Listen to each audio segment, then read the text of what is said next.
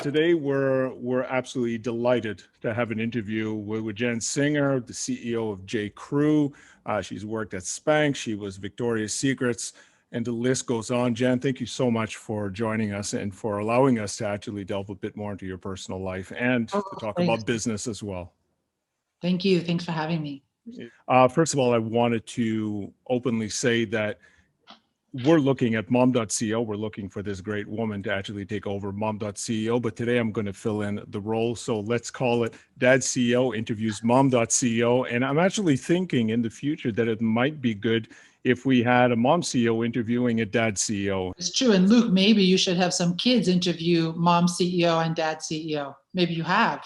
That would be funny. Actually, we were considering that because this is one of our expansions is to do kids.ceo, because there's actually some really smart kids out there that are making a million plus or doing very well, but they can't sign their own checks. So, or mom and dad are actually working for them. So, but this is coming up next. Jen, why don't we just jump into the questions? But the word no, specifically at the level that you've been working at, is a really fun word, but a very powerful word in business. And it's usually how things should work. But how are things in your home? And is it always no, or has the word yes actually been the opposite? Are you the opposite kind of person? I always try to, balance no's with yeses and a lot of maybes. A lot of, I think maybe, or that's interesting, let's see, or let's talk about it versus a hard yes or a hard no. I don't think at work, a hard no is never a good idea as a first conversation. I don't think so. It's got to come from a why place, like curiosity and tell me more and interesting and what are they really trying to tell me, and or ask for, what are they really trying to suggest. So I don't think, when you get to know, like right away, you really kill everything. You can kill innovation, you can kill exploration, you can kill spirit. It's just not cool at home. Yeah, I have twins that are 13 and sometimes it's just no. So sometimes it's just no. And the same with yes. Sometimes yes, you have to really to jump off the cliff with your team. Okay, yes, because then it's their decision actually, and they have to be accountable. So leaving it to me alone doesn't allow for that empowerment. So yes and no mean different things at work and at home. And a lot of maybe is a good idea, or a lot of why. This is maybe a question we should keep until the end, but at the same time, why not jump into it now?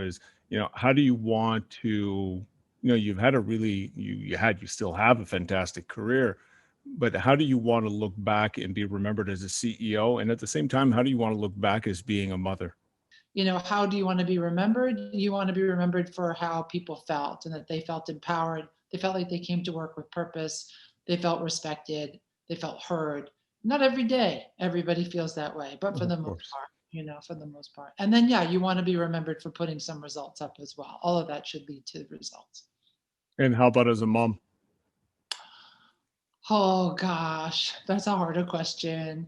I think you want to be remembered as someone that loved them more than anybody in the world, right? You want to be remembered as somebody who unconditionally was always there and taught them a lot and helped them a lot, and just the unconditional amount of love at any time. That would be great. So why don't we speak about, why don't we delve a bit deeper in that? This is actually a new question and I felt that it would be great to experiment on you a bit if you Oh, don't thank mind. you. So, um, you know that what would they say is that with every generation, we're actually becoming better than our parents were in a certain way. Like we're doing one thing better than parents are doing. What would you say is your one or several things that you did as a mother or as a parent that was better than your parents did, that that somehow Mm. moved it forward? It's so interesting because this morning I was actually listening to a podcast. I was saying our kids, the next generation, are the first generation not to economically, they're actually far behind where we were relative to our Yeah. parents. So it's going to be very interesting, the dynamic shift as time goes on. But emotionally, for me, I think my mom, in an effort to protect us from any pain and suffering, if you can imagine, but every mother wants to protect the constant protection was always about no and bubble wrapping us to protect us from disappointment. Well, you may not make the team, you may not get the job, it may not happen, which as a parent is just a very protective way of Yeah. ensuring that your kids are prepared, right? But as a child, you read it as you don't believe in me. Yeah. And so I think what I try to do better is to protect my children in other ways, or sometimes not to protect them, because they don't lead a very gritty life right now. I Yeah. mean, COVID aside, they're lucky. And so then if they fail, they got to get up. Fall down 8, get up 9, right? They've got to get Absolutely. up. So my mom, I think, was very afraid, not a risk taker, and was afraid for me at every step and refused to believe even that I had this type of job till only recently, because it scared her. What if you lose the job? It's okay. I'll recover. So I mean, I'm not young, and so only recently is she still worries every day, of course, about me, but Oh, her protection mechanism was a lot of, well, don't be disappointed if you don't get it. Don't be disappointed. It might not happen, which I think as a child you hear as you don't believe. So I would say that's a yeah. big for my dad. Um, Oh, my dad is still working. He's 85. He's just retiring. I would say, I think I'm taking more enjoyment out of my life than he took the time to do, So we were Yeah. lucky he worked and he provided so well, but I think he lost a lot of time with life. So I do Mm. that differently. Yeah. And now here's an even deeper question for you. Whoa. Um, what do you think that your kids should improve on you? They're so young. I don't know yet what my issues are. I mean, I think my husband and I had kids later. So I am close to the arc of my life in a different way. My parents were 20 and I was 40 plus when I had kids. So where my parents were with me and their maturity is very different than where I am with my kids. So there will be a lot. They tell me every day what I should do better. But when I look back, it'll be interesting because David and I are at different points in our career and have different resources and have a different perspective. And with age comes wisdom, and like it's Yeah. just different. So I don't know yet, but I'm sure that if you ask them, they will give you a list today. It's not a problem. Absolutely. What would be the three lessons that your mom, your dad, or a mentor basically taught you that you feel is still incredibly relevant in today's digital world where everything is, a YouTube or a TEDx talk or something? Was there really Yeah. something that really has lasted the test of time in your view? It's There are still, many things. I'd say, first of all, that work is hard and hard work is important, and there's no replacement for hard work. Like, so work yeah. ethic in my house, we come from a blue collar industrial city and Mhm. fourth generation, and it was about hard work, it was about family, and it was about winning. That's what it was. I went to high school with 6,000 kids. You had to survive. So hard work is hard, and there's no replacement for hard work. That's one. I would say the other, my mom always told me, is it might take time, but cream always rises to the top. And then I believe, and I think I don't know if they taught me this or not, but it's an extremely small and very round world. So be kind. It comes back. Everybody, like the fact that you contacted me, we don't know each other, but you Yeah. have connected with many people that I'm friends with and know, and vice versa. There's no doubt that when you're out in the universe and participating, the world is extremely small and very round. So be kind. What did you sacrifice, or maybe you still are, in order to balance being a CEO while raising kids? I think you first have to sacrifice the notion of balance. It's like Yeah. no such thing, even by definition, like two opposing things that are heavy that you're trying to weigh. It's almost an impossible setup. It's a super setup for failure. So I think the first thing you have to get rid of is perfectionism. When you're living alone and you're Mhm. not married and you're working and you can manage everything the way you want and your apartment's all set and your house, Yeah. yeah, okay, you can go for perfection. But when there's other humans involved and you're leading, or you're a mom or a wife, partner, you got to let go of perfection and go for progress. Like, are we moving Yeah. forward? Like, that's the idea. So I think, the sacrifice of the striving for perfection is a strange way to put that, but you give that up pretty quickly. And you also over time realize that, as you're growing and you're getting promoted and you're, moving forward, you're competing and you're trying to deliver results, but you're hopefully doing that at not the expense of other people, that you're doing that to advance the business. And then I think when you get to a certain level of leadership, the wisdom kicks in and you don't feel, you make very strategic trade-offs every day and you have more Yeah. wisdom to do that. You're not doing that. When you're younger, you take risks like, oh, okay, Yeah.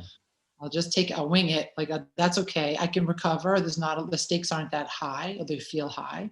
But as we get older and we move into different levels of leadership, we make very thoughtful trade-offs that may or may not work. So in this role, you make them every day. You really do make them every day. But overarching, you go for progress. I go for progress over perfection. So the sacrifice would be perfection. We were talking about trade-offs and everything, but is a work-life balance now even a reality since effectively we become, virtual CEOs and full-time daycare teachers all under one roof? Um, was it ever a reality before the pandemic to have a work-life balance, or is it just something that we like to pretend to strive for that we feel is going to? I don't know. I think it's a setup for failure. I think women saying, that you have to find a balance to other women is a joke. I mean, it's Yeah, so, you look at actually, another thing you and I emailed about was, is it harder for women than men? I would have to say by nature of the numbers, it's harder for women. The last round of jobs numbers in the US, the impact was 100% on women. And yeah, so that's like shocking and staggering. And it fundamentally set us back to almost the 80s, if you can think about that. yeah, And why? I mean, not because it was women who only lost jobs, but women who had to opt out because of the situation that we're in. Maybe it's temporary, but it's a setback. And therefore, it means less women are in the workplace. And then it also means that there are less women CEOs. And most importantly, more important than a woman CEO is a woman chairman of the board. Super important. And there are even fewer of those. So Melanie Hobson, amazing chairman of the board. There are very few women who chair large scale, large cap companies, or even mid, even small. So by that fact, it's harder because you don't have a community. You don't have like-minded people around you. yeah, You don't have wisdom and answers coming at you as solution. You don't have resources. You don't have the answers. You don't even have the right lawyers sometimes, you don't even have that. yeah, You don't have the network. And so I would say, it's super hard. I think it's harder as a woman. I do, for all of those reasons. And therefore, to then put on top of that, be the woman CEO, it's harder, and go figure out what balance is crazy. The world we're living in now, though, like this morning, I had work this morning, and then I had a break from like, I think it was like 11 to now, and the sun was out. It snowed 8 inches, and my son and I grabbed the inner tube and the dog and went sledding for a couple hours, right? So that's like great. so is that work-life balance? Maybe. Like, I did a meeting, I sled with him, I run up and down the hill. That's my workout for today. I come back, I get dressed, I meet with you. Like, Yeah. this is there is no, a deeper maybe issue is there's no separation between work and life versus balance of work and life. So another topic. Yeah, I totally agree with that. It's who was I talking to? It was Jeff Hoffman a few weeks ago, and he was basically saying the same thing. He goes, "That's a myth." He goes, "It's a myth." He goes, "To me, work-life balance is more like how do you react to certain situations and how do you handle a certain situation." He goes, "But there is no such thing as work-life balance, especially not when we're at our level." He goes, No, "We're not and, we're not paid to have work-life balance." and even now people are home. Look, I'm working in my friend's house because my Wi-Fi is down. We're in our house, and I think the notion of what will commercial office space be and the gathering of people to go to work is going to be radically different. The good news for that is the home industry and the building industry and interior design will be off the charts. The bad news is it's no start and stop to the conversation. It can go on. There is no like break in the action. You have to kind of force a break, and It's much harder from home to do that. So No, work-life balance should be about work-life separation now, and talk about that topic. to a point, but why don't we speak about you kind of touched on the subject a little bit, but do you feel that us guys, us men, are getting a lot of praise for things that women have been doing forever, really? And it seems Yeah, I like we're don't know. like, oh, what a great guy, and he's amazing, and he's babysitting, and you Oh my know, God. Well, first of all, let's yeah, start with this. Husbands and others and partners don't babysit. There's no such absolutely. job. So we Oof. have to, that doesn't exist. This is your child. Um, I I don't know. I'm not hearing anybody get better grades these days than anybody else. Like I think everybody's struggling. Um, I think everybody's struggling. It's a lot to be in your house for a year and a lot to lead a team over Zoom through pandemic, through social injustice, through crisis, Do an election. economic, through an election, through an insurgence, through it all. It's very hard for anybody to lead. Yeah, I just guess that it's interesting to me that in the jobs numbers, for all the reasons that we know, retail stores are closed, restaurants are closed, that the subordinate groups are impacted more. And that's unfortunate. It's a setback. Whether yeah. that's women or people of color or any diverse group, it's impacting. Why is the question? They hold more of those jobs, which is an issue. So I don't know if anybody, even those that are holding their jobs and performing to whatever degree they can, are getting great grades. I do look, and when I'm home so much now that of course there are things I look at my kids and go, oh, if I were home more, would that have been different? But then I can't criticize because my husband, I'm lucky that he is at home and he's retired, and he's amazing. So you can't you can't kind of reflect that way either. Yeah. Um, so everybody's doing the best they can. I do think, like I said, I do think it's harder for women. I also think it's harder for people without resources, obviously, and it's much Yeah. harder for. I mean, just last night there was a storm in the U.S. in Texas, in Austin. It's not supposed to snow in Austin. The power grid is shut down. It's 15 degrees in people's houses. People don't have the resources. They don't have the money. They don't have the jobs. They're not getting the stimulus Yeah. to survive. Like I'm not sitting in that boat. I'm lucky, but too many people are sitting in that boat. So I think it's hard for everybody right now, but especially for certain groups. Listen, I'm going to throw you a zinger here that I asked, but I didn't put it on the list. And if you don't want to answer it, then don't worry about it. Being a CEO and leading major companies and all that, we all always have, KPIs, and we got, our sales figures, and we got, for the board, and we need to reach certain numbers all the time, specifically when you're a public and traded company. Do you find it strange, or do you believe that we should also have, a board meeting, and we should have KPIs for families in order to know what the families, because most families, the dad or the mom, they come home after all these big intense meetings, and yet it feels like, well, I'm myself being a dad, we're just winging it, and we don't really have much structure when it comes to family, and where are we going to be in 3 years from now, and how are we going to do stuff. What do you think about that? I think I'm married to a retired Coast Guard commander, and he would love nothing more than a like 5-point plan on what we're doing. But I don't Okay. let us do it because I think sometimes when you figure it all out, you kind of die. And I Yeah. think that it's so fatiguing. I don't talk about work at home. I don't get into it. It's exhausting to take anybody through the details of the day again to relive it.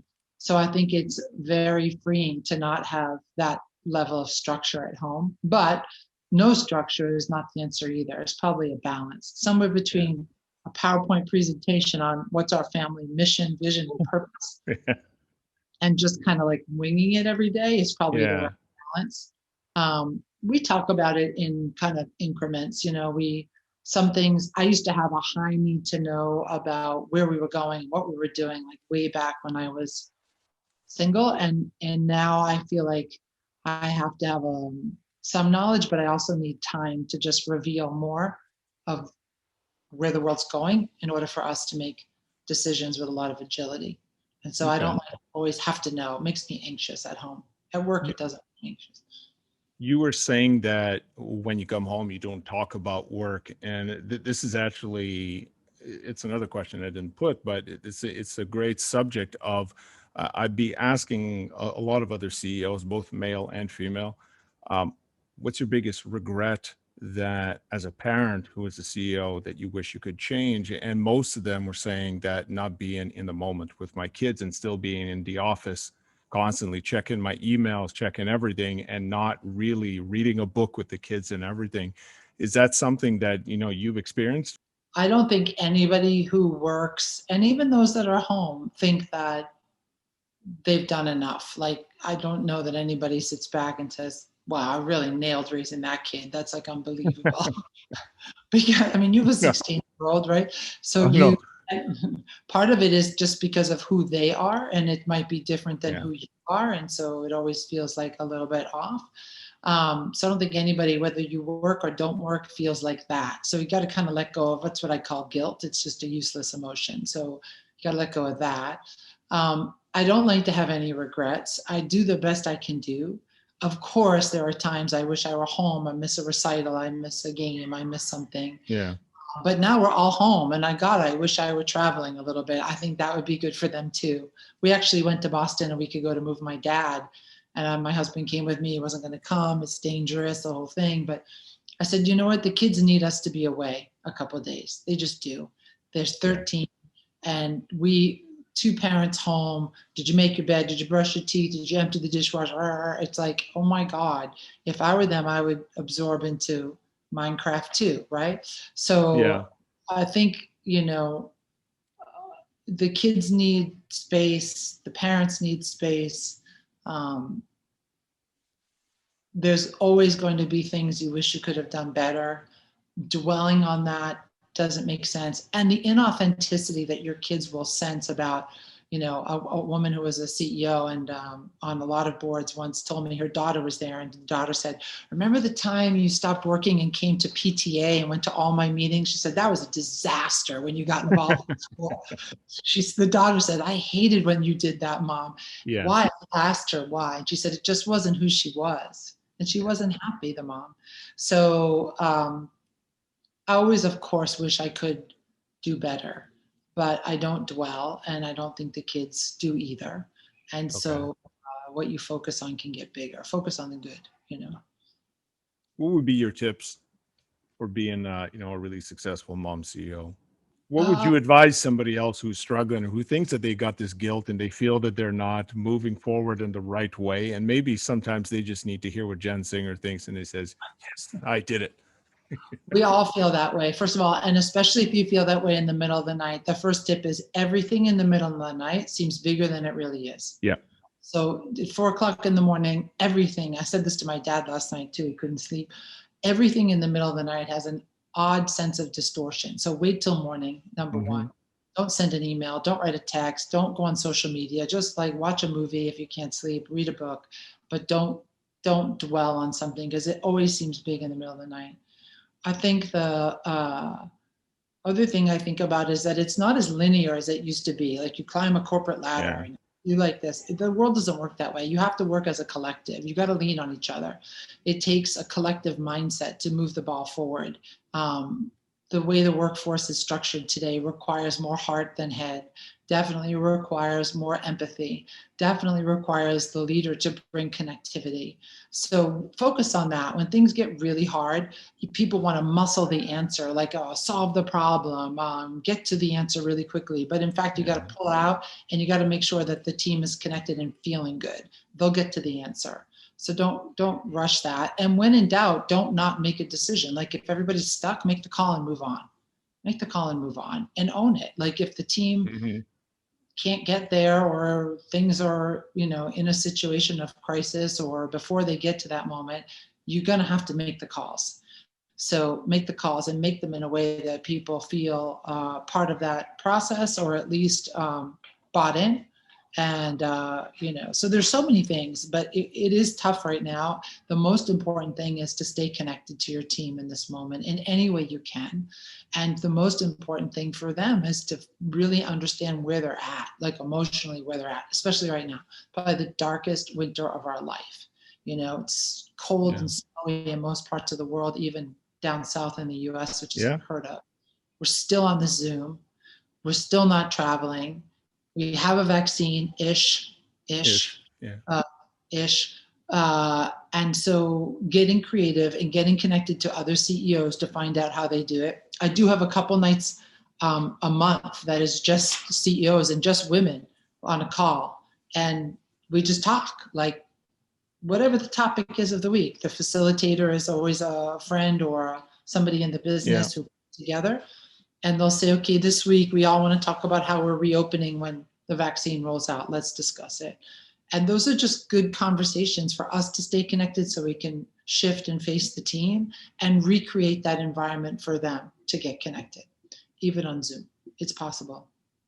I asked you kind of a fun question. I've never asked this, but if there was a famous quote that best describes you and your approach to life, or a saying, what would best describe Jen Singer? Oh my gosh, Luke, did you ask me that? Did I even think about this? Let's Listen, if it's too difficult, don't worry. I know, because I wouldn't know what to answer if you were asking me that. There are so many things. I think one of my favorites, I think it's Dr. Maya Angelou who said, when we know better, we do better. So I think that speaks to my curiosity and why. I always am about why, Yeah. super nosy. And I think and the reason why that is because when I have information, I can think more clearly, I can see around corners, I can make decisions, I can help. I'm really good, like I always tell my team, I'm really good with good news and bad news. I'm great with bad news, but no news, not good. Not good for me. So I think, when we know better, we do better is important to me. And it also speaks to like, it's okay for it to be what it is right now. Now you know. So now we can do better, right? So not to beat yourself up about things that aren't perfect. It just, Yeah. now you have more wisdom and you'll go do it again and you build upon things. So I think that might be what I would say. That's actually well answered. I'm surprised. I mean, I'm not surprised about you. I'm surprised that I couldn't answer that question. I'd say next immediately. So, or I I do, or I'd say it like Richard Branson, screw it, let's do it. That's usually a good one. So, just to finalize off, do you have any last words of wisdom or something that's important for you? I usually ask this because this is kind of like a carte blanche, basically. If there's anything you wanted to touch on, to talk about, then that I didn't touch on. Well, I think it's important to also know, like in my career, I've had great run and I'm not done. And the more you get into senior leadership roles, the higher the probability of change. Mm-hmm. Tenures are shorter. The marketplace is more volatile. The stakes Yeah. are much higher. And so I hear a lot of women get afraid of like, I might lose my job, and they panic. And I think if you asked all of them, they would tell you, I'd say, what's the worst thing that can happen? They'd say, I'm going to lose my job. And then I'd say, then what? Well, then I'll be homeless. No, you're not going to be homeless. It's a far leap from where you are to be. But we have these irrational fears, I think, as moms and as caregivers, that, this is the worst thing that can happen. But we forget that we are extremely resourceful. We are extremely resourceful creatures and humans. And the truth is that it's highly likely you're going to lose your job. The higher up you go, when people say, not if, when, you will lose your job. And I had a woman who was she's amazing. I hope she hears this. We play it for her, but she was the first digital producer, editor, leader at a very prominent network in a very prominent part of the country in news. I mean, all men's business, 100% men's. Yeah. She's in digital. So she's fighting the traditional news source with these broadcasters and reporters. And so they don't like her, right? They're going to push back really hard on her. And she'd panic and she would tell me, I'm going to lose my job.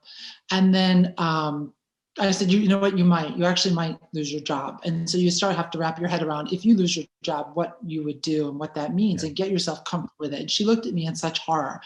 And oh, by the way, the next call I got from her was that she won an Emmy. Okay. She won an Emmy for her. Yep.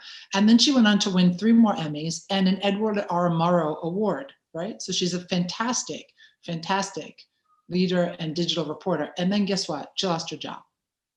And that happens. It happens all the time. And so she called me and she said, you're not going to believe it. And she kind of sounded a little bit excited how this happened. I said, well, you said it would happen. I'm like, of course it's going to happen. happens. So I think the wisdom is to know that it's going to happen and to start thinking about what that means and looks like when it happens, and how to get comfortable in that space, because that is when actually really incredible things happen in your life. Holding on to what you have for dear Yeah. life is not what growth produces. Being willing to let go of everything you have, or have somebody tell you you're done, thank you, you're done, is when opportunity opens. I will always believe that. I will never not believe that. I'm a product of that. And I'm happy about that. So I guess the wisdom is to not be afraid and take the risks and win the awards or not, keep your job or not. It doesn't matter, but be integral, be your word, um, be a multiplier of ideas and Yeah. leaders. And at the end of the day, when you look back and you're my dad's age, you chances are going to feel pretty good about the run you had versus holding on for dear life. That's when bad things happen. Jan, it was really fantastic. Thanks for the, just basically sitting down and just having a normal conversation from one dad CEO to a mom CEO. A big fan of your work, so I look forward to following you on your next adventures. And I really hope that we can stay in touch. Please That would do. really be Please great. do. So it's Thank you for reaching out, and thank you from halfway across the world. And thank you absolutely, for starting this conversation. There are so yeah. many women that come to mind that I think that would appreciate our chat, but would love to have a chat with you as well. So thank you for continuing to shine the light on the moms who are leading.